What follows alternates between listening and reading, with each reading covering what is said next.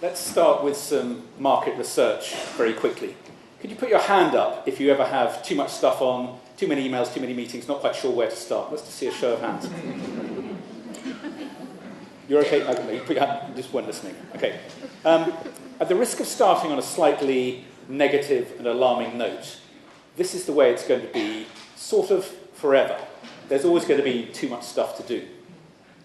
And I don't know how, but after 4 million years of human evolution, we've managed to get ourselves into a position where a combination of various things, lack of clarity about objectives, competitive pressure, need to respond quickly, too much technology, all this stuff together means it's really hard to get to the important work, to get to the things we really want and need to do. Is anyone more depressed than when they walked in? But I believe there's a way through all of this. And that's what we're going to talk about today. You can call it the way of the productivity ninja, but it's really a way of worrying less about things, achieving more of the important stuff, and ultimately getting to love what you do. Now, just by way of background, Mark did a very generous introduction earlier. I do 3 things. I advise companies on how to execute on their grand strategies.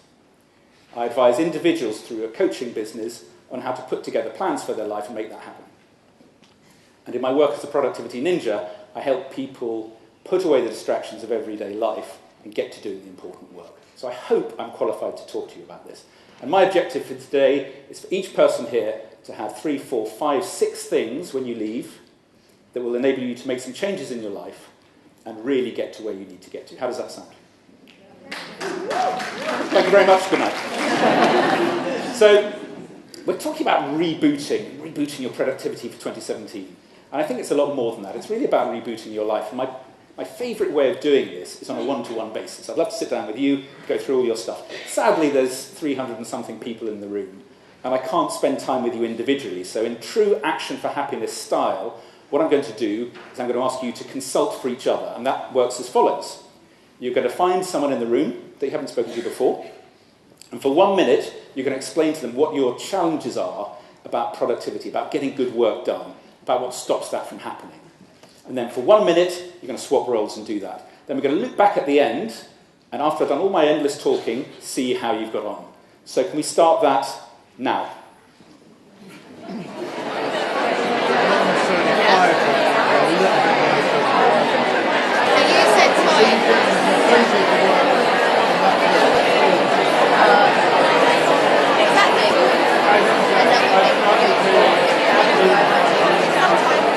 Okay, thank you very much. Thank you.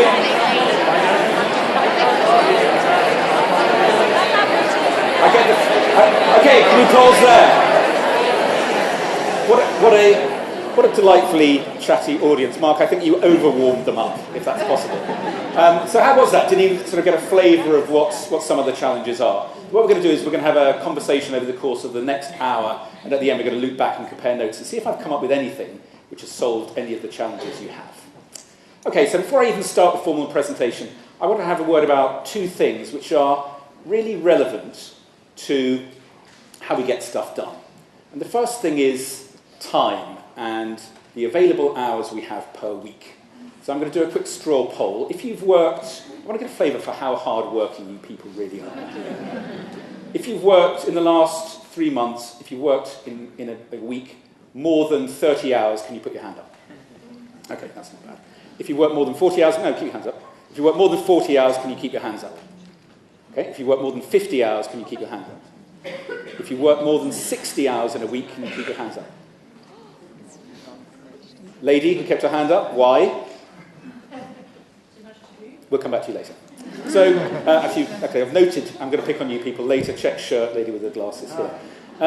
There's a reason I asked that question. I mean, one, I salute your industry, but also, and studies have been done, and there's plenty of studies, there's a point in terms of hours per week at which we start to become unproductive. If you work 20 hours in a week, you're going to be fine. If you work 30 hours in a week, you're fine. But can you guess at what point you start to become unproductive? What a well-informed audience. 35. So a couple of people said 35. It's 35 hours per week. Now, after that point, your productivity doesn't go to 0, but it goes down very steeply. So if you're working 50, 60 hours per week, the 60th hour of work, you're not achieving very much. And you'll recognise that feeling from some days when all of us have got in really early to clear the backlog, and you've worked, I don't know, 12 hours, you're there at 7, 8 p.m. at night. Has that ever happened to you? And the last hour at 8 p.m. you think, what am I really doing here? Not much has happened. Does that sound familiar? So the point here is, the point I'm making with this particular point is we have 7 hours a day, roughly, to do good work. We have 35, maybe 40 hours a week to do good work. And after that, we have to go and do something else. Okay? Easily said, hard to do. Second thing I want to talk about is the relationship between your workload, how much work you have on, and your capacity, how much time you have available to do it. And I would invite you to do a fun exercise when you get home or back to the office or wherever you spend your days. Get a to-do list. You all have a to-do list, right? Get your to-do list out. Make sure it's more or less complete. And then put a time estimate by each thing. That'll take 10 minutes, that'll take an hour, that'll take 3 hours, whatever. And then add up all the times you've estimated. And you'll find a really interesting thing, which is you have 10 days' work on your plate today, and 1 day to do it in. And you have 10 days' work on your plate tomorrow and Wednesday of next week. And this is always the case. And if you have 10 days' work on your plate and 1 day to do it in, your challenge is not how do you manage your time. Your challenge is how do I get to the 10% of my stuff that matters most, and how do I get comfortable with the 90% of my job I'm just not going to do. Stressy, right? If I said to you, could you please choose the 90% of your job you're not going to do, you'd have a fit, right? This is stress-inducing stuff. But there is a way through it, and that's what we're going to talk about today. So, first 2 points. 1, you've got 35 or 40 hours a week. 2, you can't do everything. You've got to get to the valuable 10%. So, format for today is we're going to talk about sort of 6 loose chapters. We're going to start with some really high-level strategic stuff. We're going to get down into the weeds. We're going to talk about email. Does anyone want to talk about email? Yeah, I've never seen a hand go up so quickly. We'll be focusing on you later. And then we're going to go to some high-level stuff about being human. So it's going to be a U-shaped evening. And at the end, we'll wrap up in terms of your self-consulting questions. So first, we're going to look at how we can do less but achieve more. It sounds like the winning formula, right? We're going to see what we can do. We'll start with a quote from my favourite productivity guru, Tim Ferriss. Has anyone heard of Tim Ferriss? Interesting character. And he said this. He said, slow down and remember this. Most things make no difference. Being busy is a form of laziness, lazy thinking, and indiscriminate action. Being busy is a form of laziness. Is that right? What do you think? Aren't we meant to be busy? And I think the point he's making here is a good one, which is there's 2 types of busy. There's productivity ninja busy, which is me and you at the end of this evening, which is lots of work on, clearly prioritised, stress-free. And there's headless chicken busy, which is what you see in a normal office environment, right? The people are running around between meetings, on the phone, emailing. And that sort of behaviour just reflects a failure to do the thinking about what matters, to work out what you need to focus on and what you need to set aside. And this is the flavour I want us to have for this evening. That most things do make no difference whatsoever. But if we can get to the things that really do make a difference, we will have fulfilling, stress-free, and impactful lives. And this is the 80-20 rule. So you've heard of the Pareto principle, 80-20 rule. Have you heard of that? Dr. Pareto was a 19th century Italian economist, and he studied peas. What he found was that 80% of pods produce 20% of peas. Who would have guessed that?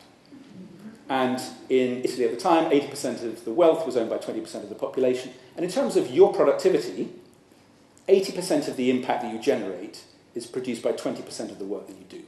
Does that sound right? There's a few small things we do that have a really big impact, and a lot of stuff we do that doesn't make much impact. So we're going to be looking today for ways of digging out the 20% that generates 80% of the impact. And we're going to start by lowering your expectations. You can't do everything. Now, I said at the beginning that you've got 10 times as much work to do as you can possibly do. And we need to accept that. There's a school of thought that defines work as a pile of stuff I have to get achieved, which I've captured on my to-do list. And my job, every day, is to get to the end of that to-do list. Has anyone ever got to the end of a to-do list? It doesn't often happen, I would submit. And I think by viewing our daily work like that, we're setting ourselves up to fail and setting ourselves up for disappointment. And I'm going to show you a technique which gets you to 5 things to do every day. And we can all do 5 things in a day. And we'll come to that in a minute. But first of all, the point I'm making here is manage your expectations in terms of what you're going to get done, because you're not going to get it all done. So let's talk about why it's hard to get stuff done. And there seems to be a universal rule in the relationship between the number of projects or commitments we have on and the number that we can actually get achieved. And it goes something like this. When I'm talking about projects, I mean bigger things. I don't mean making phone calls. I mean bigger things we're trying to achieve, overall objectives or goals. If we have 2 to 3 things on, we might get 2 to 3 things done. If we have 4 to 10 things on, we might get 1 to 2 things done. And if we've got 11 to 20 things on, we'll probably get nothing done. Does that sound about right? And down at the bottom here, this is the corporate world. I advise companies, and they're all here, taking on so many initiatives that your effort and impact is spread too thinly to get any traction anywhere. So where we want to be, and where I want you to be, is up here. Let's find the things that really matter, and just forget about the rest. And a framework for doing that is the Big Rocks framework. Is anyone familiar with Big Rocks? Well, indulge me for those who haven't heard it before. It's a very simple little story. You imagine you have a big bucket, and you have 3 piles of rocks. Pile 1 is a pile of football-sized rocks. Pile 2 is a pile of tennis ball-sized rocks. And pile 3 is a pile of sand. And the challenge is to get the piles into the bucket as effectively as possible. So the question is, in what order do we put the piles into the bucket? Big, medium, small. Fantastic. Everyone thinks it's a trick question, but it's not. Put your big rocks in, bang, bang, bang, football-sized rocks. Put your tennis ball-sized rocks in around the gaps. Pour the sand over the top. And it fills in all the space. Now, this is a metaphor, obviously. The big rocks are not the big projects or big actions. They're things that you can focus on that make a big difference. The medium-sized rocks are things that probably don't make a big difference, but you need to do them anyway.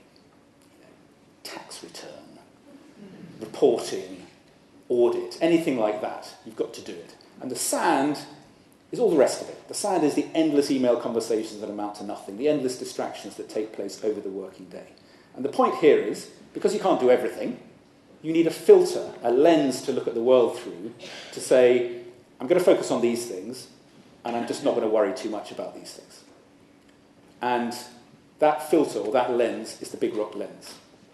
And it's worth mapping out, for you personally, what your big rocks are. Do you know what your big rocks are? Some nodding, some shaking of heads. If you're not sure, when you get back home, write them all out. Work out what matters. And use it consciously as a framework for steering your attention, because you can't do everything. Second area I want to look at is focus. And this is, once we've decided what really matters, what are the tips and tricks we can use to get our head down and get on with some of the stuff that's going to make a difference? Now, I know some of us work in offices, some of us work from home, some of us may not be working on individual projects, looking after a family. The principles still apply always. The first thing I'm going to suggest is do what we can to avoid distractions. Okay? Distraction always works in the same way. Does anyone work in a particularly distraction-heavy environment? I mean, modern offices are hell, right? And it tends to work in the same way. We'll come up with some techniques for overcoming this. But distraction is the enemy of good work. So what do we need to do? First thing I would strongly recommend, and it sounds bizarre, is being physically unavailable for a period of time every single day. Now, if your job is to sit at your desk, wherever that may be, and field phone calls and emails, and be responsive to all those around you, and that is your job, well, that's what you need to do. But most of us, I think, have higher level goals we want to focus on and achieve. And if that's necessary, we just can't do that when we're a sitting duck for any form of interruption at any time. So my first top tip, particularly if you work in a corporate environment, in a business office, maybe not in that position, but make yourself physically unavailable. So that means, if you can, take yourself off to a meeting room, leave the building, go to a coffee shop, Weatherspoons, wherever you like, but make yourself physically unavailable. And during that time, focus on the work that really matters. Get your head down and do valuable work. Then you can come back and go back into the interruption stream. And similarly, I don't know if anyone's ever tried being offline Has anyone ever tried switching off their email? Yeah? How did it work for you? Very liberating. That's exactly the adjective I was going to use. So I think there's a bit of pressure, whatever sort of role we have, however we focus ourselves in this world, that you've always got to be available electronically, by email, by phone, whatever. But actually, if we need to get important work done, much as we need to be physically unavailable for a period of time, it's a great thing to be electronically unavailable. Get your head down and focus. Let's talk a little bit about responsiveness. Does anyone feel they have rather too much pressure to respond to those around them, whether it's by email or by phone, whatever? There's this thing that organisations say, can you please respond to our customers, respond to your co-workers, respond to your suppliers, whatever. And I think there's a real problem with that. So let me explain how this works, particularly in the context of email.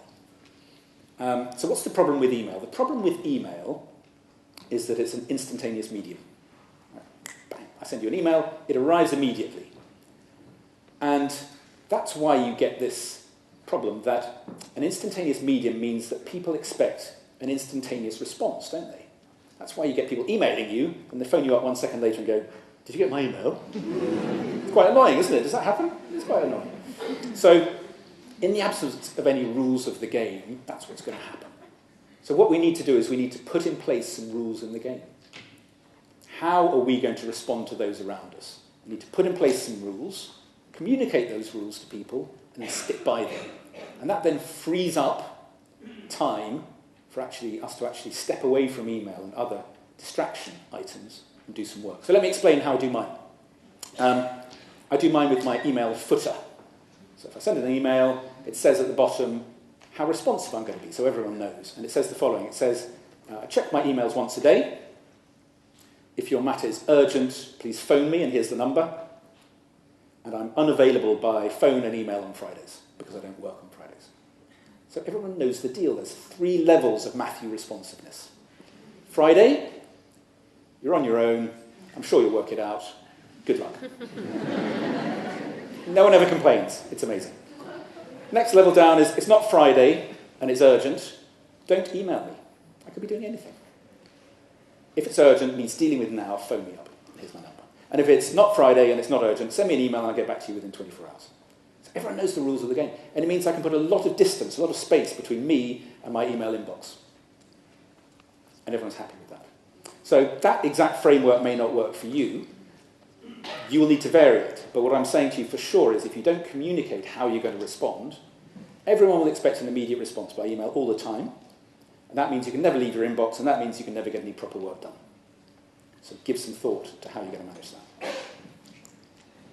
And we need to silence the pings. The pings are the things that pull us away from the important work. And it's always the same. You're at your desk, doing some work, type on an important document, type, or in my case, one finger, type.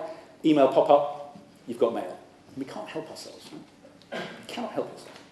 Click, see what it is, open it up. And within 3 seconds, you're miles away, aren't you? You've forgotten about that important document altogether, and you're entirely distracted by this thing that's arrived. And after 5 minutes, you go, what was I doing? Oh yeah, I was doing that important document. And that's how we work. We get pulled away, loop back. Pulled away, loop back. Does that sound, to an extent, like your working day? Right?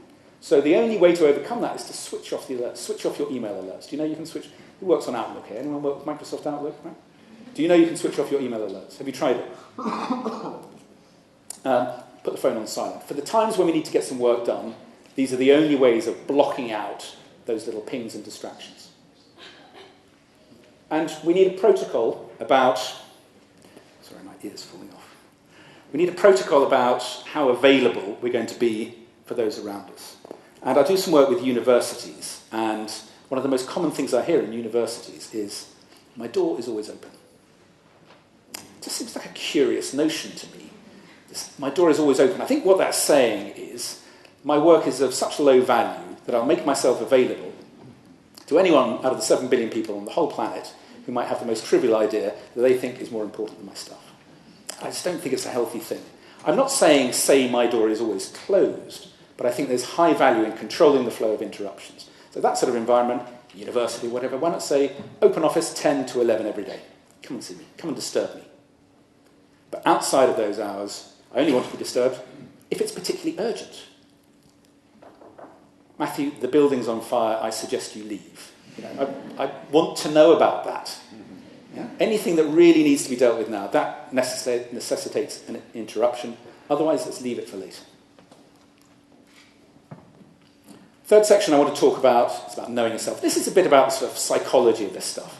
And at the risk of stating the blindingly obvious, who's in favour of a quick win? I love sort of tidying up my emails. We like a quick win. Start the day with a quick win. What sort of quick win do you enjoy most? Tidying up emails. Tidying up emails, because why not? But the fact we all know is that the quick and easy things amount to very little. And it's the hard things that are going to really help us make progress in our work and in our life. So we're going to talk a little bit about how we address some of those.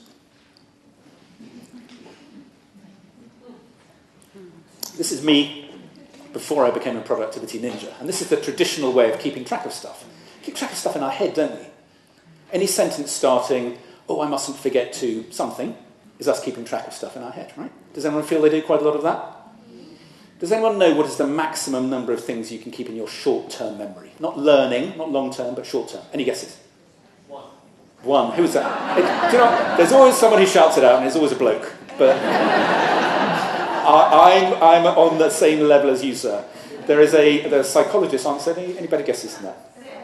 Yeah, seven. People say 7 plus or minus 2. So if you go down to the shops, except for some people in the room, if you go down to the shops, you've got 7 things you're probably going to be right. Now you think about it in the context of all the stuff we have to keep track of nowadays, that's not really very much, is it? And it's because our brain has not evolved for keeping track of stuff. Our brain has evolved for having brilliant ideas, thinking, innovating, creating, problem solving, being brilliant. And yet what we tend to do with it is overload it with stuff. And once you're at 7, that's it. It's not really going to function anymore. So what we have to do is come up with a better way of doing it. And the system I use is the system of having a second brain. This is how it works. It sounds strange, but it looks really good on the CV. Other information has 2 brains. It works like this. I have 2 brains. Traditional brain on top of my shoulders, which I just use for thinking, having ideas, mainly daydreaming, but that sort of creative stuff. And I have a second brain, which is a bit of software, which I use for keeping track of my stuff. So everything about how I organise myself, what I need to know about when, what's important, what's not important, keeping track of conversations, is dealt with by a piece of software. And it absolutely relieves the pressure on my first brain. So if you haven't got a second brain, give some thought as to how you can do it. There's any number of ways you can use. I don't want to try and sell any apps here, but all these things along the top are apps, things people do, remember the Wunderlist, Todoist. Has anyone heard of or used any of these things? Yeah? Any geeks in the audience? Yeah? Trello, fantastic collaborative teamwork software. Outlook, not so good. Pen and paper, doesn't really matter. Use a spreadsheet. It really doesn't matter what tool you use, as long as you get it out of your head into some sort of system where you can put some distance between you and your work. So my challenge to you today is, over the next few days, develop a second brain system. It's clearly outlined in a book, which I will mention is very cheaply on sale in the foyer, and also as part of the follow-up to this, you can download a free ebook, if you like such things, which tells you how to do it as well. So there's information to follow. Procrastination. Hands up who's a fan of procrastination. Oh my goodness, I've never seen a hand go up as quickly as that. You don't do anything else that quickly, do you? So, why do we procrastinate? I'm going to pick on you. What are the characteristics of the things that you procrastinate about? I think starting something. Stop. Yep. Changing my mind and thinking I'll come back to that. I'll come back to that. Okay. So would it be something that's, I don't know, time-consuming, possibly? Yeah. Sorry, what's that? I'd rather go out for a walk in the sun than doing my paperwork. She'd rather go out for a walk in the sun than do her paperwork. You better come up here and do this. I think the characteristics of the things we tend to put off are as follows. Things that are boring or time-consuming or difficult. We will always say to ourselves, yes, I will put these off tomorrow. I'll come back to this later when my energy levels are higher. What a lie. It's just not true. And the problem with that sort of procrastination is very often the things that will make the biggest impact on us and those around us are the things that are boring and time-consuming and difficult, right? So by deferring them, we're not making any progress. And there's a way through this. If I can give you a top tip, it's called Eat That Frog. Anyone heard of Eat That Frog? Some people. Very quickly then. Eat That Frog, there's a book, there's a YouTube clip. But it goes like this. If you imagine that every day when you first opened your eyes, the first thing you did was eat a whole live frog. the rest of your day would be relatively pleasurable. I'm not going to argue with that, right? You'll be pleased to hear, she looks genuinely appalled, you'll be pleased to hear this is a metaphor, okay? It's not a recipe. It's a metaphor. And the frog is the thing you've had sitting around for the longest period of time. We've all got them, things we've just been sitting on forever, right? And what I'm going to suggest is you put it at the top of your list every morning. Think, what do I need to do today? What's been sitting around for a long time? 3 things happen. 1, it's never that hard, right? It's never that hard. Every big project starts with an email or a phone call or researching something. Secondly, you feel great about yourself. And people notice. People they'll go, oh my goodness, she's finally sent out that report we've been waiting for since 1962, before she was born. Thirdly, you will unblock a project somewhere. While you've been sitting on that thing, not doing it, someone's project somewhere's been blocked. So my challenge to you all, tomorrow morning, Friday, tomorrow morning, first thing, eat that frog. I've given away the punchline. But who's good at multitasking? I can't believe you fell for that. Someone over there. Okay, so you should have looked at the slide. You cannot multitask. So lots of studies have been done on this. There's lots of pressure to multitask, I think, nowadays, to do this and do that at the same time. And all the studies on multitasking show that people who think they're good at multitasking are just really good at switching between contexts very quickly. So phone, email, phone, email, phone, email, phone, email, walk around, interrupt someone, come back, phone, email, phone, email. Yeah. Not really the best way of working. And the solution is serial monotasking. I'm going to show you some tips in a minute to enable you to get to the really important stuff. And find the most important task to do now. Focus on that until it's completed or moved on. Then go on to the next task. Then go on to the next task. Better way of working.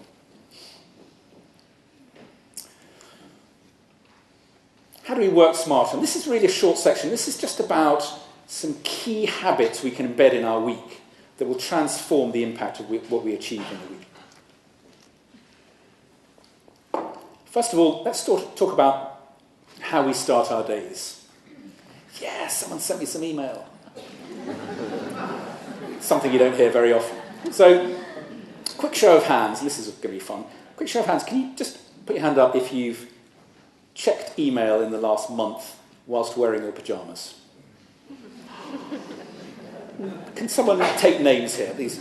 I did this a couple of weeks ago, and the guy was like that. I said, what? He said, I don't wear pyjamas. Way too much information. Anyway, so do you all know that you have to stop doing that? I mean, do I need to tell you? Do you all know? Yeah? You know. Let me give you best practice around how we engage with email on a daily basis. First thing is, in the morning, when you wake up, do not look at email. You know, for heaven's sake. Talk to your significant other or flatmate, have a nice cup of coffee and a piece of toast. And when you travel to work, if you have a commute, the natural tendency is, on my commute, I'll check my email. Don't do that. Don't do that. Do something, read an improving book. Commune with your fellow commuters. Look out of the window. Try to commune with your fellow commuters. Look out of the window. There's a million high-level brain activities you can indulge in. And getting down in the weeds of miserable email on the way into work on an unpaid basis, it's worth saying, it's just not worth it. When you get to your office or place of work, whatever that may be, home office, work office, somewhere you're doing something, again, do not look at your email. When you get there, get yourself a cup of tea and go into your second brain and go through it and ask yourself one question. What are the 5 most impactful things I could do today? What are the 5 most impactful things? And put those down on a post-it note under your nose. Okay, so you've defined a good day's work. Then go into email, download whatever's arrived overnight. And if something more impactful has arrived, brackets, which pretty much never happens, close brackets, that needs to go on the list. But otherwise, put away the email. Get working. Get focused. And this is a proactive way of starting the day. Identify 5 most impactful things.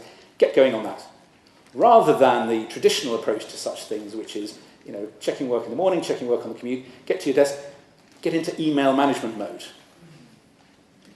Right? Hamster on a wheel. And before you know it, well, look, it's lunchtime and I haven't done any proper work. All I've done is faff about with email for 3 hours.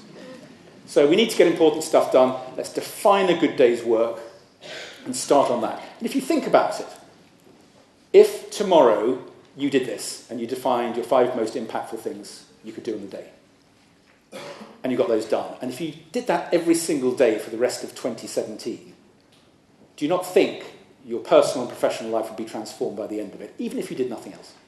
Yeah? So give it a go.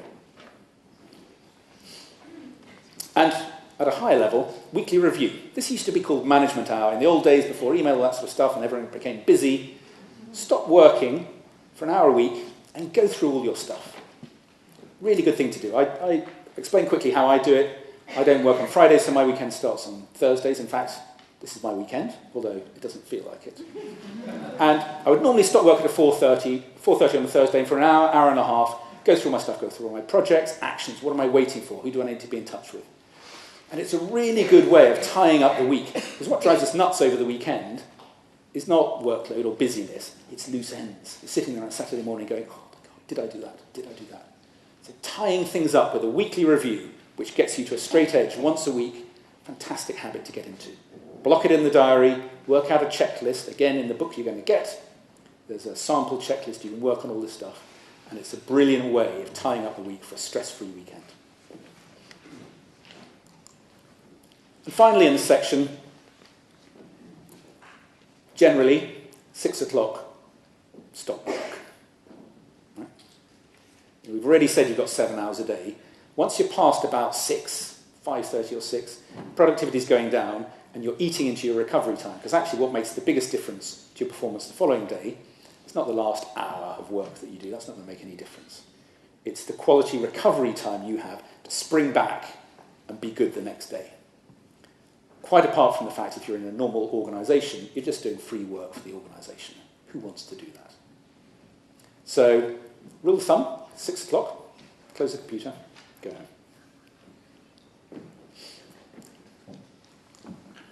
So let's focus in a little bit of detail on email. Do people feel email is a bit of a challenge nowadays? Yeah? I mean, it was sent to make us more productive.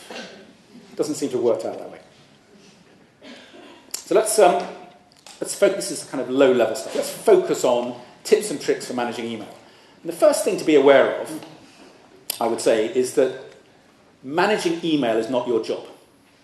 Right? Does anyone here have in their job title email manager?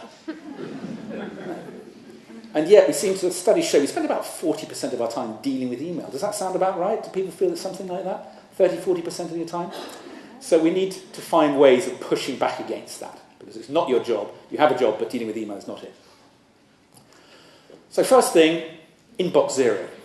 Quick show of hands, who's got a zero inbox in this room?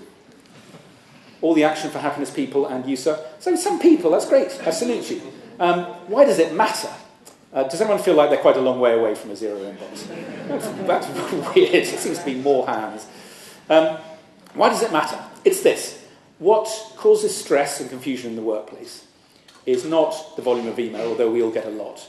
It's the lack of certainty that everything is dealt with. So how do we do this? My policy is as follows. Every time I go into email, I process it down to 0. Right? So I go in, I will download whatever emails have arrived overnight, process them down to 0. Processing means making a decision about each email. And that decision will be one of delete, it's rubbish. Delegate, I can't face doing it, but I know someone who I might be able to bully into doing it. Delegate it to them and keep track of that delegation. Respond, defer, I really can't face it, I'll put it off. Or put it onto some sort of to-do list where I can deal with it later. But once I've done that, I can file or delete the email and get it down to 0. And the mental clarity delivered by having nothing sitting in your inbox is considerable. It means you've thought about everything, everything's captured in your second brain. And what you want to extract is the goodness from your email. What is the thing of value within the email? There's no value in emails at all. These things, people hoard emails. Does anyone feel a little bit emotionally attached to their emails? I can't delete it. These things are not your pets, right? And an email of value will have one of these things in it. It'll have something for your to-do list. It'll have maps or directions, how to get to Conway Hall. It'll have a date for your diary, Matthew's birthday, 21st of January, send a bottle of claret to the Think Productive address. It will have a document you download or print or deal with in some other way. But once you've extracted this from the email, there's nothing left in it. Get rid of it. File it or delete it. And make sure this is the valuable stuff. Make sure that this is captured.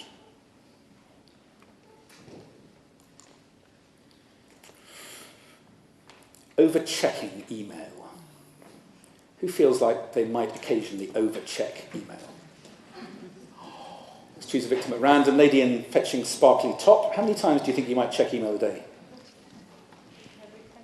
Every 10 minutes? Gasps. Why? I mean, I'm not trying to be unkind, but why is that every 10 minutes? Just when I see that there's a new email in Okay. Let me give you a message. I would argue, and I don't know if you'd accept this, that is possibly slightly unhealthy. Yeah? So this is a little bit like, imagine you're at home with your other half on a Saturday night, and you've got a new DVD in, nice bottle of wine, and you've got the remote, you hit play. I don't know, whatever it is. What's that new La La Land film on DVD? Fantastic. I love this. Hit play. After 10 minutes, you hit pause. Let's stop. I'm going to pause this a second. Go to the front door. No. Hit play. 10 minutes later. No, pause. Weird. There's still no one there. Now, if you weren't single, you would quickly be single, right? This is absolutely insane behaviour, but it's what you, madam, and a number of other people in the room and other people in the world do a lot. And all the studies show this is related to gambling-type behaviour. You're looking for a big payoff. It's like when you go to Vegas, and you see these people standing there, there's rows of machines, and they put in, whatever it is, $1, pull the handle, nothing happens. Dollar, handle. And what you're doing with your obsessive email checking is you're waiting for something really interesting to arrive by email. Now, someone please tell me, when was the last time something really interesting arrived by email? It doesn't happen that often. So can I offer, with humility, a different way of maybe organising how you email? So that's reactive email. Every time I fancy it, every 10 minutes, or every time it pops up, that's entirely reactive. And you'll struggle to get anything worthwhile done over the course of the day because your attention's being broken every 10 minutes. Proactive emailing goes like this. And I process my emails at 9 o'clock in the morning, 12 midday, and 4 p.m. Now, maybe those time intervals don't work for you in the context of your job, but let me explain the system. 9 o'clock, go in, I've mapped out my 5 most important tasks, download emails, process down to 0 by extracting the goodness. 9 to 12, capture what needs to be done in my second brain. 9 to 12, do some work. 12 o'clock, go into email again, download, another load of email arrives, process down to 0, capture what needs to be done in my second brain. 12 to 4, do some work. 4 o'clock, do the same thing again. And this means there's acres, large expanses of the day when I'm not in my inbox, and it's brilliant for getting stuff done. So I don't know the context of your job. If you need to look in your inbox every 10 minutes because you're on some sort of emergency call thing, I don't know, well, maybe that's fine. She shakes her head, I didn't think so. Think of the minimum time, minimum frequency you can engage with email, and do that. And you'll be amazed how much time you save. When you're in processing mode, your objective is just to get down to 0. It can be done. Is that any help? Give it a go. And on a similar note, Merlin Mann, who's one of my favourite writers on productivity, he said, make sandwiches, don't just take orders. And the metaphor here is of a sandwich shop. You imagine you open a sandwich shop in the West End, open the doors on day 1, customer comes in and says, cheese and tomato, please. You write down cheese and tomato. Next one comes in and says, tuna mayonnaise. You write down tuna mayonnaise. Next one comes in and says, ham and egg. You write down ham and egg. Sooner or later, you're going to have to stop taking orders and make some sandwiches, right? And the metaphor here is that your email is an order delivery system. You need to get into it, take some orders for work you need to do, and then get out of it and do the work. So if you think about it in those terms, you might find you spend less time obsessing about it, if you do obsess about it. And as for our inbox, I think people sort of obsess about their inbox. I need to keep everything forever. I treat my inbox a little bit like my doormat. So of the people, put up your hand if you've got more than, say, 10,000 emails in your inbox. A volunteer. So gentleman with the glasses and the V-neck top. How many emails do you have in your inbox? I don't know. Depending on which folder, I would say about altogether about 20,000. 20,000. It's a lovely collection. Okay. So this is how I would deal with my email. I deal with it like I deal with my post. So I'm sitting at home on a Saturday morning, all the post comes through the letterbox. I'll pick it up, I'll go to the kitchen table, I'll open it, I'll read it, I'll make a decision about what needs to be done, I'll capture that on a piece of paper, then I will file or throw away the letter, right? What I won't do is leave it on the doormat until there are 20,000 of them. And every time I want to decide what to do, I rummage through and go, shall I? No. So this is the metaphor, right? It's not the best way of working whether you have a doormat or an email inbox. View it as a doormat. It's where things land. Once you've processed, there's nothing left on the doormat.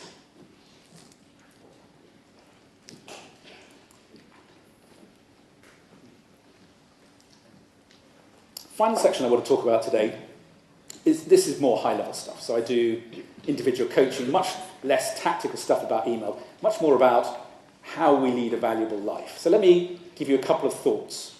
And the first thought, and I have to say this with no criticism implied of anybody, but I find a lot of people are sort of standing around. And let me explain what I mean. If I want to get to Paris, I'm going to research how to get there, which companies, train companies or plane companies will take me there. I'll make a plan, and I'll take the first step. What I won't do is just sort of stand around somewhere in the West End, hoping that I'm magically transported to where I want to go. Low chance of success.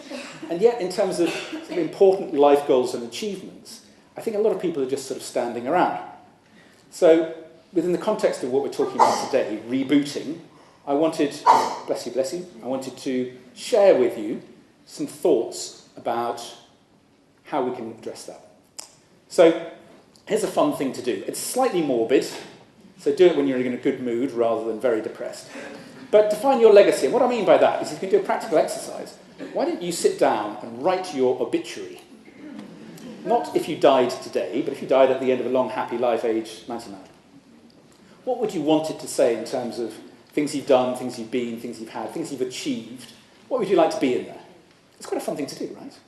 Flattering, self-indulgent, but quite fun. And then pull out the key things from that and make a plan for what you would need to do for that thing to be true in 30 or 50 years. Starting with the first step. And then take the first step. Would that be quite a fun thing to do?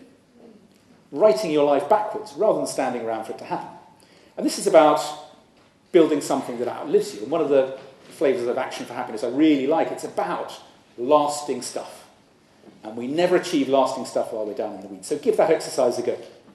And when I'm coaching clients, I get people to focus on 3 things, and I hope you'll take something away from this. We look at vision, mission, and values. So let me explain how this works. Your vision, and again, this is a fun thing to map out, is how you'd like your world to look in 3 or 5 years' time. What does it look like? A visual representation. And this is a great, fun thing. Any fans of post-it notes here? Everyone loves to post on it. You can do it with an app. There's mind mapping apps or post-it notes, whatever you want to do. It's a great thing to do with post-it notes on the wall. And how can you start? Well, focus on 6 areas of your life that you think matter. And I generally go with, in sort of expanding circles outwards, personal, family, social, community. And then I think about work, and I think about money. What do I really want my world to look like in 3 to 5 years, in each of those categories? And I can put those at the top of a big wall, post-it notes. Then I ask myself, to achieve those things, what do I need to have in place? And map that out, fill those in, next layer down on the wall. Then I say, to get those things done, what do I need to start doing now? I want to move to Spain. Well, learn Spanish. And these things at this level will look like projects. And the great thing about a project is every project has a next action. So I need to learn Spanish, next action, research local Spanish courses. So this way we can build a pyramid which will steer all our efforts towards achievement of our higher goals. And it's a fantastically useful and fun thing to do. And 2 things, be able to do 2 analyses. First of all, you can map out your life, which is good. But you can also say, these are the areas I think are really important, but when you map it out against the time and effort you expend, you're spending all your time and effort over here. So that will tell you something. And the second thing you'll be able to do is you map it all out, and then you realise you're spending an awful amount of time and effort on something which doesn't even fit into your pyramid. It's not even something I care about. Why on earth am I doing that? So I'd really recommend this as a fun thing to do with your other half or on your own. Buy 500 post-it notes and do it as a weekend activity. And it'll get you down to a level of granularity which will be actions you can do to help fulfill those goals. Second thing I'd like to talk about is how we define our mission. You know, we all have a mission. I define a mission as the single thing we could achieve in our lives, that if we do it well, will change everything. It's the kind of moonshot. If we do this, everything else changes. And the great thing about it is it's really, really easy, fulfilling your mission, because it's got two components. Fulfilling your mission will be about using your skills to fulfill your passion. So skills, things you're really good at. Now, we all have an idea of what we're really good at. There's tons of tools you can use, online tools and what have you, to identify your skills. What are you good and bad at? And I recently did I used something called R2 Skills Finder. Has anyone else done one of these things? No? Brilliant thing. Really gave me some insights. So I now know what my skills are.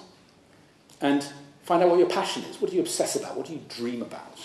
What really matters to you? And if you can deploy your skills in the pursuit of your passion, everyday work becomes absolutely effortless and fulfilling, which is, I think, where we want to be, right?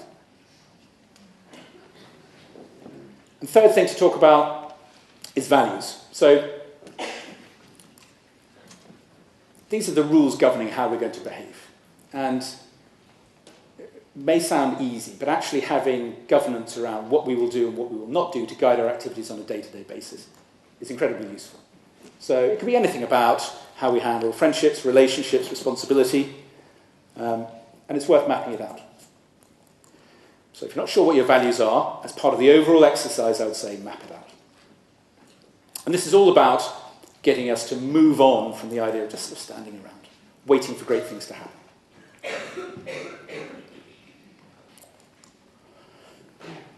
Sleep. Hands up who has a slightly unhealthy relationship with sleep. Anyone not sleeping great? That's amazing. So, would you mind sharing, madam, in the grey top? Just don't sleep well. Yeah, don't sleep well. Wake up maybe a couple of times in the night. Do you know why don't sleep well, wake up in the night? What do you know why that is? Not really, maybe too much online. Yeah. I mean, do you do email late at night? Do you engage with work stuff late at night? No, not particularly, but just, yeah, you sort of things buzzing around and in Things the buzz- deep of the night you remember that thing or something, one of the big things you think, Yeah. gosh, that really needs to happen. So I think this is what it seems like this is a common thing here. You know, certainly in the corporate world, I'm finding more and more people under low-level stress and sleep deprivation, and it's impossible to do anything useful during the day if you've had a terrible night's sleep. So, but top tip: has anyone heard of sleep hygiene? Have you heard of sleep hygiene? Have you looked into it? You tried it? Doesn't make any difference. Okay. It's a set of. I'm sorry, I asked. It's a set of habits and practices that enable us to spend less time worrying about sleep and just sleep less but better. So things like pre-bedtime routines. You know, it's a really simple thing like always, wherever possible, going to bed and getting up at the same time in the morning. And this is something everyone does wrong. So in the morning, during the week, we all get up at 6:30 or 7, and then on the weekends we get up at 11 and 11. So you're basically giving yourself jet lag over the weekend, and you wonder why you don't function on a Monday morning. So there's some rules and behaviours around sleep which are really worth investigating.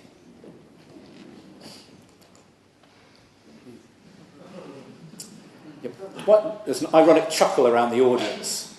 We have to have a word about mobile technology, I think. And do we need to have a word about mobile technology? Is it helpful or unhelpful? Who thinks mobile technology is net very helpful? Net very unhelpful? I don't know what's helpful in the bedroom, but we can have the conversation later. But I think mobile technology is not part of it. So, I mean, this is something I feel passionately about, and I haven't got any structured thoughts here, so I'm going to give you a couple of unstructured thoughts, and you can respond to them how you wish, but just a couple of points. First of all, what is the true purpose of mobile technology, games and apps and all this sort of stuff? And there's a school of thought, it's marketed to you that this will make your life better. It's making your life better, right? And I would argue that the sole purpose of apps in mobile technology is to enrich beyond their dreams the people who develop the technology. And you're just the mechanism. Okay? You and a million other people pay 79p for this game and give up significant portions of your life to spend on it. And that's the deal. And I'm going to ask you one question about this, whether you support the deal. Do you support the idea that making people so rich they can fulfill any of their dreams is worth the time that you give up in the pursuit of your dreams? Just let me leave you with that thought. Second thought to make, and it's nicely captured by this image actually, is when you're there on the train, you see this on the train the whole time, or on the tube, people walking along the street. It's quite dangerous walking around town nowadays like this. you have taken your universe of communication and connection with the world and you shrunk it down to a 2x4 screen.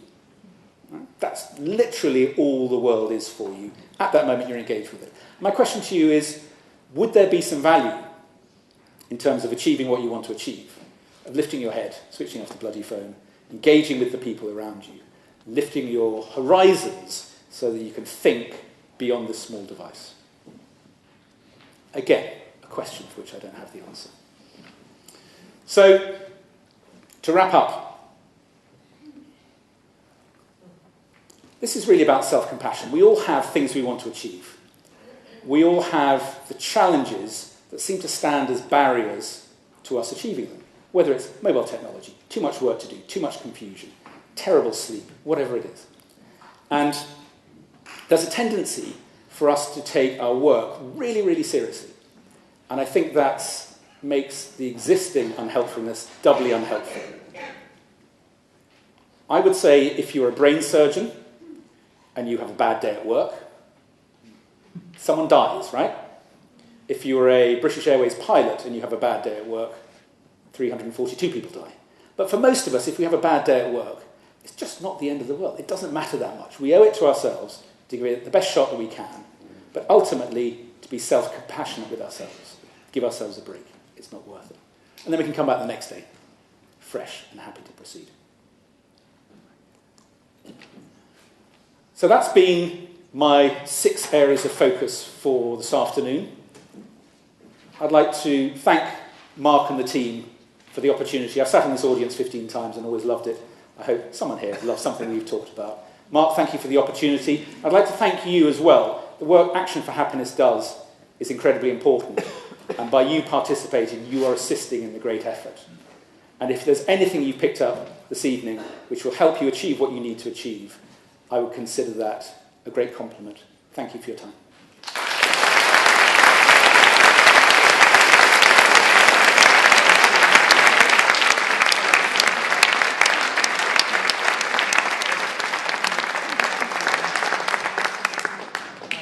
Matthew, thank you so much. Lots to think about. For me as well, having heard some of that stuff before, lots to rethink about. We've got time for some questions, and I'm sure lots of you wanted to ask things. I might sneak a few of my own questions in as well, because there's some things that came up for me there as well.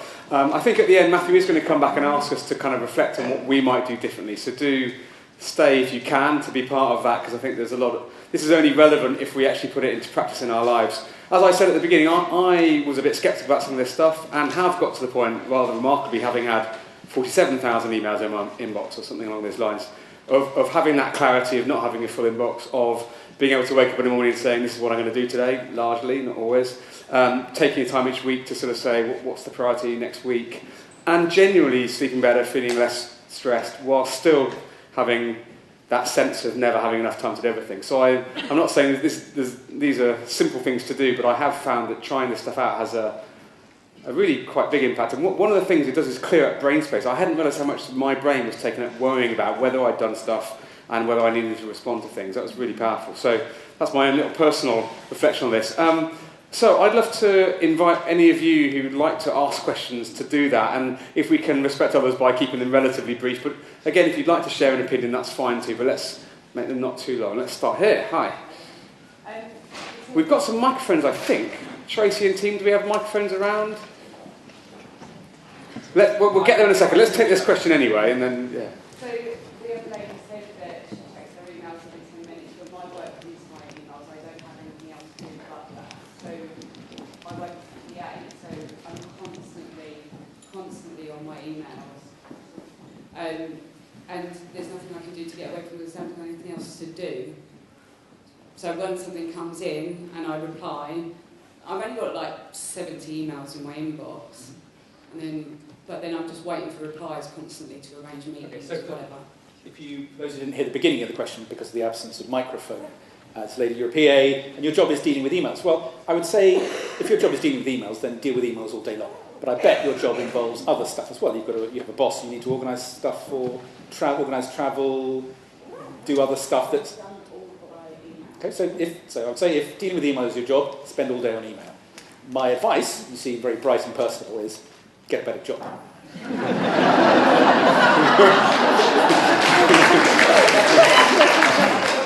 Do you not think?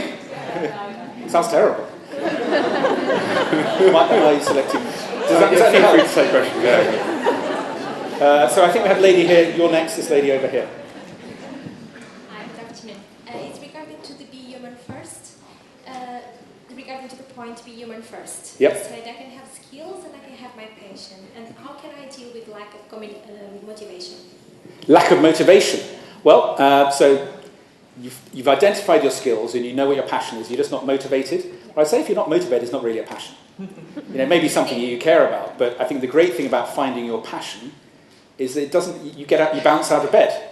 So if I can use the example of Mark, you had. I'm not going to go into your dodgy history, but you had a number of sort of corporate-y type jobs before where I'm going to say you didn't bounce out of bed. You bounce out of bed now, right?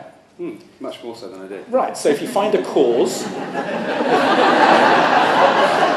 So you're saying bed bouncing is relative. I think we're getting into dodgy territory. So if you find a cause you care about, it should be no struggle. And if you're struggling for motivation, I don't think it's your cause, I would argue. I hope that helps. Lady down here, please. How do you eat the frog? This frog, which... Sorry? How do you make yourself eat the frog? How do I make myself eat the frog? Well, it's just a habit. So that's a good question, actually, because even when I've woken up, I'm a productivity ninja, I'm going to eat a frog this morning, even so you look at it, you go, can I really face it? But it's a habit. So you will spot that a lot of the stuff we've talked about today is about forming good habits. How we start our mornings, not obsessing about email, having a weekly review. These are all habits. And because I've done it for long enough, I know that the reward I get from it going, thank the Lord that is out of the way, is much greater than the time and effort involved in doing it. It's only ever 5 or 10 minutes. It's only ever that sort of thing. So I would say, try it and you will get addicted to the warm feeling that you get by doing it all over. What's the reward? What's the reward? Well, just making progress, getting somewhere, getting it off your desk, getting it on someone else's desk. Matthew, could we try taking a question from the balcony? Oh, sorry. So one from the balcony, then lady in green t-shirt. So, yes, madam. Hi. A lot of the techniques that you talked about today in the workplace, I'm familiar with, and I've been able to implement them sort of in my personal life. But what I struggle with is the fact that I'm not very senior in my organisation, and that way of working is not the way that the organisation as a whole works. For example, my boss manages 14 people, which is far too many, and his way of telling us things urgently is via email. He's not going to ring me separately. And for another example, everything in my company, they're very proud of it, is all digitally. So everything, including my second grade, is on my laptop. Everything's open plan. I don't have my own desk. It's all hot desking. So I want to implement some of these techniques at work. Have you got any tips on how I can sort of persuade those around me who are more senior to let me follow those? Yeah, it is difficult. So you have the best intentions in the world. It's just everyone else you work with is holding you back. Did everyone hear the question, I think, which is how do we do this in the workplace, which isn't conducive? So I think there's a couple of things you could do there. Do you have a team meeting occasionally? Yeah, every 2 weeks. So next team meeting, bring up the question of productivity. And you can say, I went to this amazing event tonight. And things you might mention are, and people get this wrong, is what's the difference between urgent and important, right? So important means this thing has to be done right, yeah? It's important, it needs to be done right. And urgent means it needs to be done right now. And they're entirely different things. You can't do something very quickly and very well. So you might mention that, because I bet a lot of the stuff your boss is giving you and expecting an immediate response on is important but not urgent.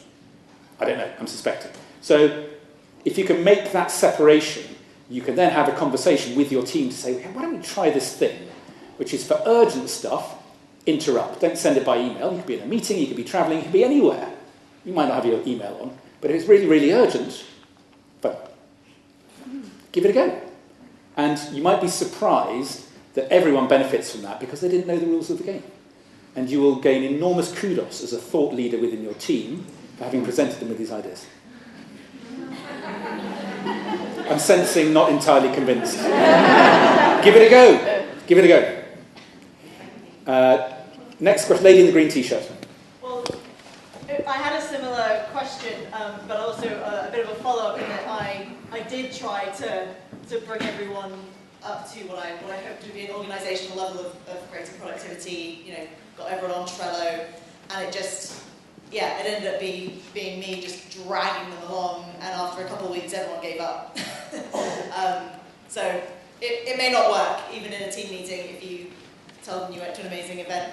But I guess, yeah, so I don't really have a question as much anymore because you asked it for me, but maybe just to say that there are a number of these things I think we can probably just do for ourselves and set those boundaries for ourselves. And I think, certainly for me, email is a big one, that taking control of my inbox was a major one, and just making sure that the people around you understand, trying to balance the organisational needs with your own needs.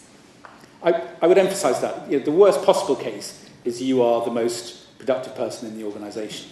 I don't think that's a bad career strategy. It's also not true.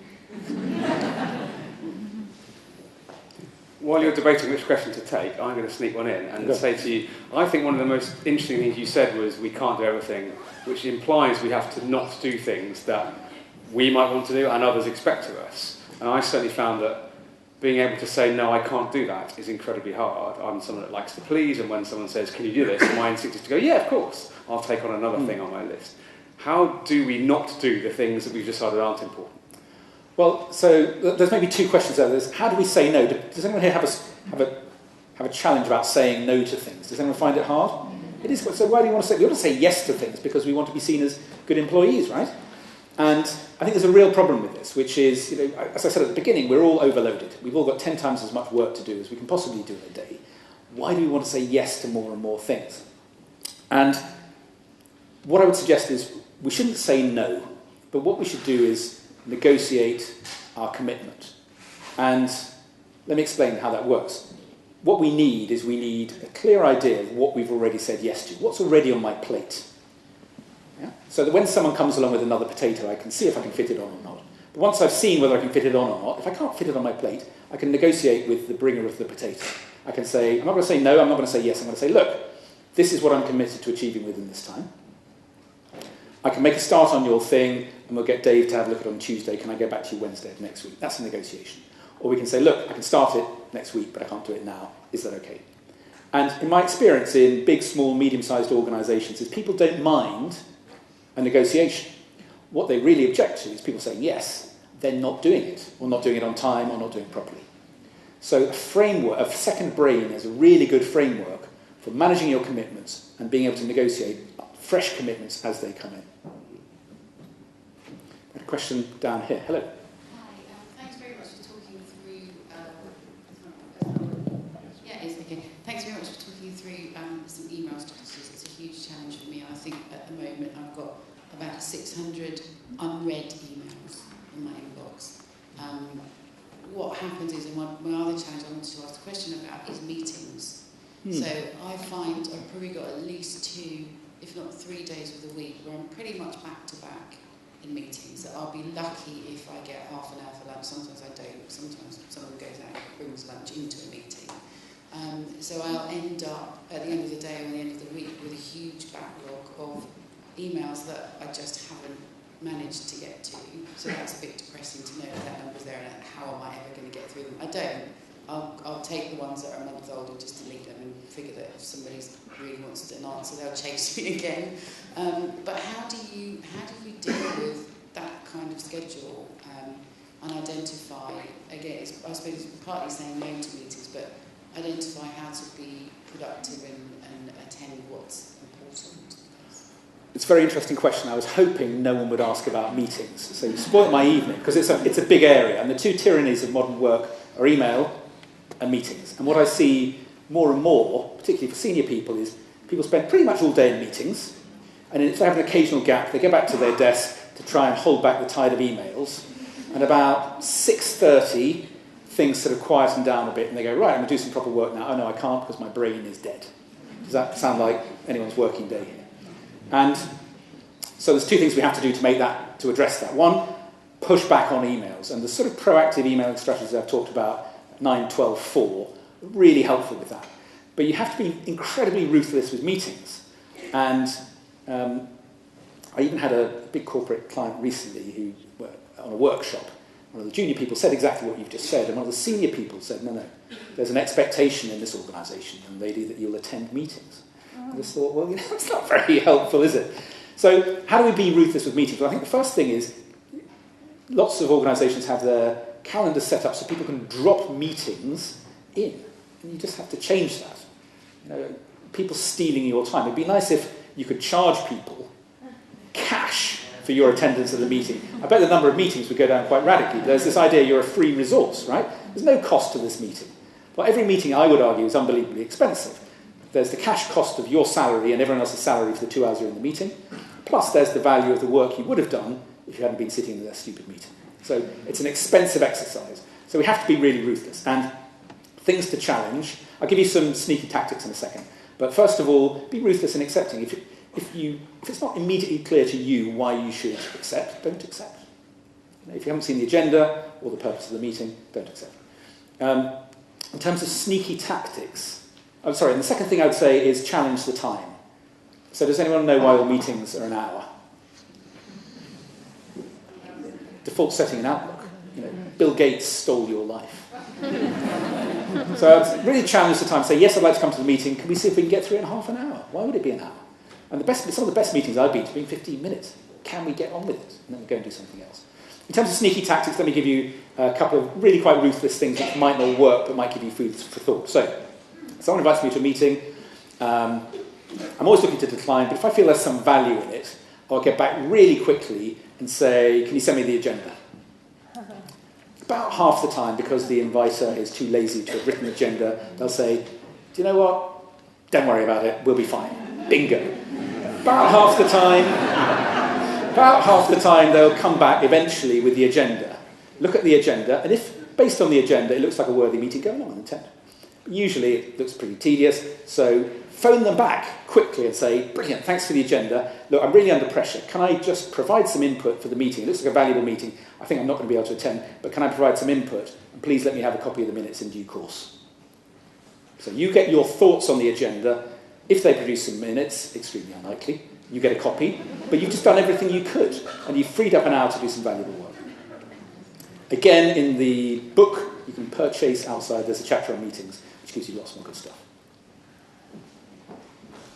There seems to be a question up here, gentleman in blue. I don't think there's any mic up there, you're just going to have to shout. That's fine. I just want to know, how do you categorize your second brain? You were talking about urgent, important. Are these things that you use to categorize your second brain? So the question is, how do I categorize my second brain? This is quite a big discussion, but I'll try and give you a highlighted version. Your second brain needs to split out two things, projects and actions. Projects are desired outcomes, things you're trying to achieve, and each project has a single next action. That's how it works. And then there's the question of how do I categorize the next actions? And it's really three categories for me. I've recently changed this. I do sort of proactive brain activity, calling clients, writing documents. I do sort of leaning back, admin stuff, invoicing clients, sort of doing other admin stuff. And the third category is sort of daydreaming stuff. New projects, new ideas, research. So if you separate your projects and your actions, and again, this is all explained in the book, separate projects and actions, categorize appropriately in a system that works for you, it does become more manageable. What's unmanageable is a 100-item long to-do list. So you're right, you need to categorize it so you can make appropriate choices in the moment. I hope that's fine. The biggest change I found in terms of a to-do list, 100-item to-do list after engaging with this stuff was having a system that was a to-do list by day. So when something was on your list, you're like, oh, that is important, but I'll do that on Thursday in 2 weeks' time, and it's now out of my head. I don't have to look at it on a list. So in fact, the things I've got today are relatively short, and I'm not absorbed by the stuff I've already said I'm going to do later in the week. And that time-based to-do list thing was like a revelation.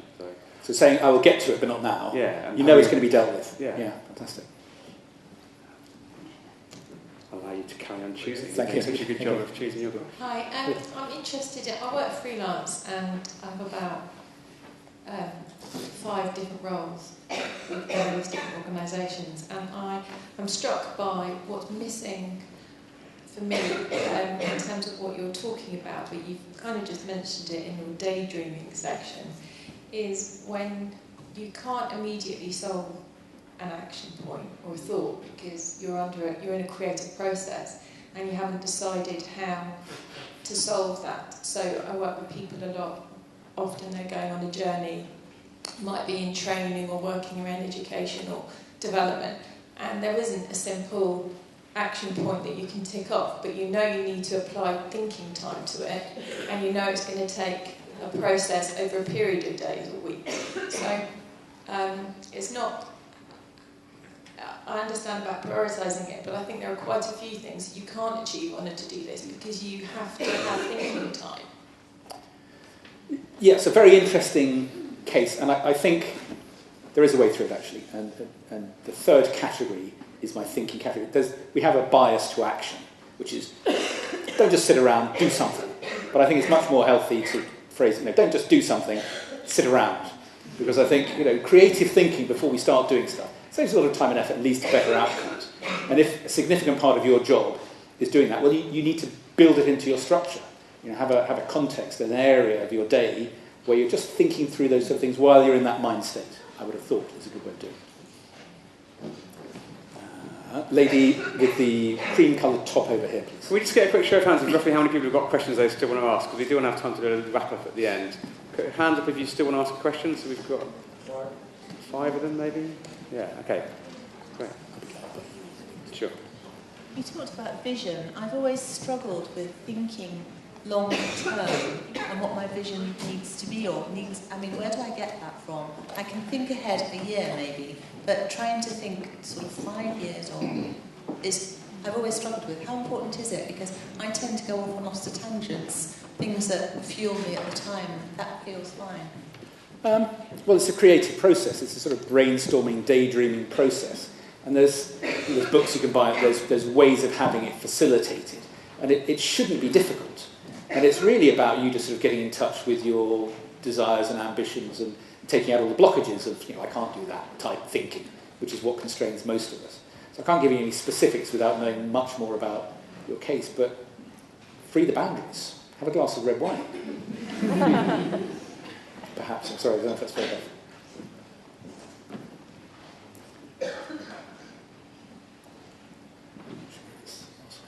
I think we take 2 more and then 2 more. Okay. So, lady here in the pink top. I think I'm relatively productive at work. There are some things you said there that I would definitely take away and always room for improvement.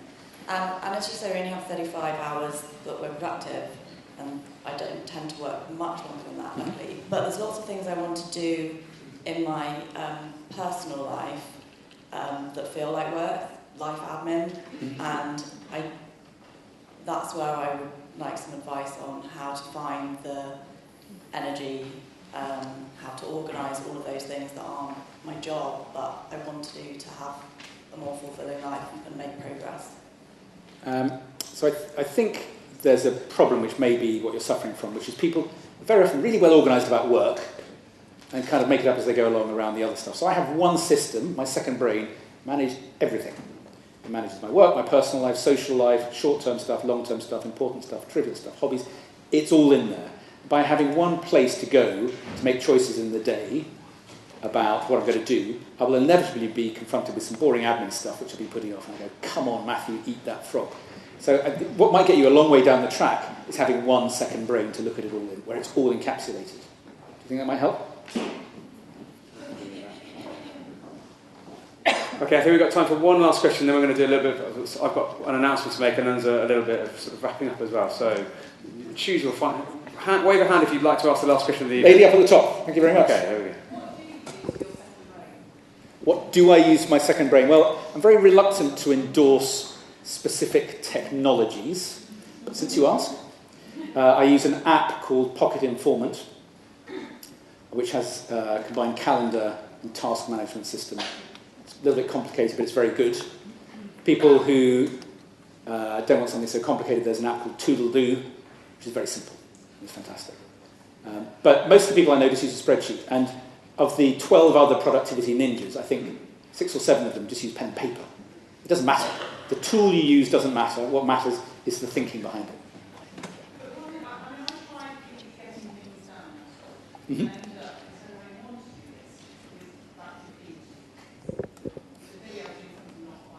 Yep. Well, I just have one list of projects and one list of actions. And if you're following the getting things done approach, that's what it recommends. So maybe something wasn't quite right. Again, I would say download the free ebook, or if you're feeling flush, invest £5 in a real-world hard copy book on the way out. It tells you how to do it, and it's a good read. So, thank you for all those great questions. In a moment, I think Matthew is going to do a little backup, and we'll come back to sort of think what will we take away from this and have a chance to thank him again. Just a couple of quick announcements. So, as Matthew just said, we do have copies of this book, which I think retails at sort of £12, available for £5 tonight, and some free stuff that we can send out to all of you via email tomorrow. So do make the most of that. I've read this and found it really helpful. In terms of announcements, the next one of these Action for Happiness events is on the 8th of February, back here in Conway Hall again, on the subject of positive psychology. Many of you will know that the kind of science of happiness and well-being underpins lots of what we do with Action for Happiness. But it's always changing and evolving. You know, we have our own framework called the 10 Keys, and Vanessa, author of our 10 Keys book, is here, and we do a lot of thinking on this. There's been a recent developments, many of which are covered in our book, but also continue to grow around a second wave of research about not just how do we kind of embrace more positive emotions and positive experiences, but how do we deal with the really dark and difficult stuff that inevitably comes up in all our lives. And also how do we think more just beyond our own well-being to being more pro-social about, you know, communities and wider world well-being as well. So we've got a really interesting talk on the 8th of February with two of the leading UK experts on positive psychology, both lecturers in the topic and both fascinating people. So if you're around on the 8th, do join us. We'll send a link out about that. In March, we're planning a film screening in here, a fantastic film about Bhutan and happiness and how that relates to the ethos and culture of Bhutan, which is sort of got some fascinating stuff to teach us all about that. And then lots of other great events coming up through the year, including not Martin Seven, he's been here before. Hopefully Dan Gorman's coming, John Kabat-Zinn, the mindfulness expert, and some other wonderful people. So we'll keep you in touch with that. But I'll now hand back to Matthew to do a little bit of a wrap-up about what we've done this evening, and then we'll give him some thanks after that. So over to you. So given the time, I'm a sort of time management guy, if I don't have you out of here by 8:30 tonight, I'll be shocked. So let's see if we can get through it in 7 minutes. Can I ask you just to reflect on the conversation you had earlier with the other person? So if you're going to do 30 seconds each way, what I'd like you to do is catch up with the other person you spoke to right at the beginning and reflect back on some of the things we've talked about this evening. And I'd ask you each to make one commitment. What are you each going to do? One change you're going to make to your life, which is going to make a difference in terms of achieving what you need to achieve. 30 seconds each way, go. What are you going to do?